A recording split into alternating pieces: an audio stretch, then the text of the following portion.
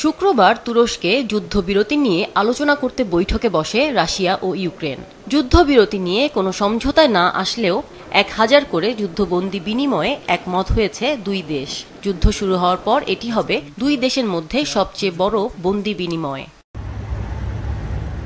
দুই দেশের বৈঠক শেষ হওয়া মাত্রই অবশ্য পশ্চিমা মিত্রদের সমর্থন জোগাতে তোড়জোড় শুরু করেছে ইউক্রেন।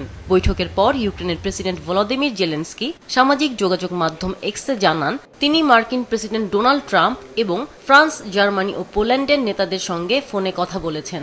প্রকৃত শান্তি আনতে যত দ্রুত সম্ভব পদক্ষেপ নিতে ইউক্রেন প্রস্তুত বলেছেন তিনি।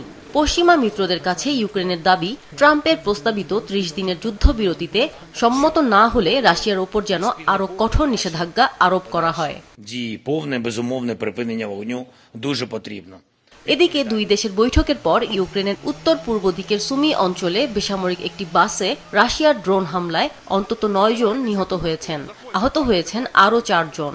3 বছরে প্রথমবারের মতো রাশিয়া ও ইউক্রেনের প্রতিনিধিদের মধ্যে সরাসরি শান্তি আলোচনা হওয়ার কয়েক ঘণ্টা পর এ হামলার ঘটনা ঘটল। গত জানুয়ারিতে ক্ষমতা গ্রহণের পর থেকেই ইউক্রেন যুদ্ধ বন্ধে তৎপর রয়েছেন মার্কিন প্রেসিডেন্ট ডোনাল্ড ট্রাম্প। অবশ্য দুই দেশের বৈঠক হওয়ার কথা থাকলেও পুতিনের সঙ্গে সরাসরি সাক্ষাৎ ছাড়া যুদ্ধবিরতি আলোচনায় অগ্রগতি হবে না আগেই বলেছিলেন ট্রাম্প। তবে শান্তি আলোচনা নিয়ে সন্তোষ প্রকাশ করেছে রাশিয়া। দেশটি বলেছে তারা ভবিষ্যতেও যোগাযোগ চালিয়ে যেতে প্রস্তুত আছে। রুশ কর্মকর্তারা অবশ্য দুই দেশের এই বৈঠককে ইতিবাচক বললেও ইউক্রেনীয় এক কর্মকর্তা বলেছেন, রাশিয়ার দাবি অগ্রহণযোগ্য এবং অবাস্তব। আমিনা লুসি, মাছরাঙা, নিউজ ডেস্ক।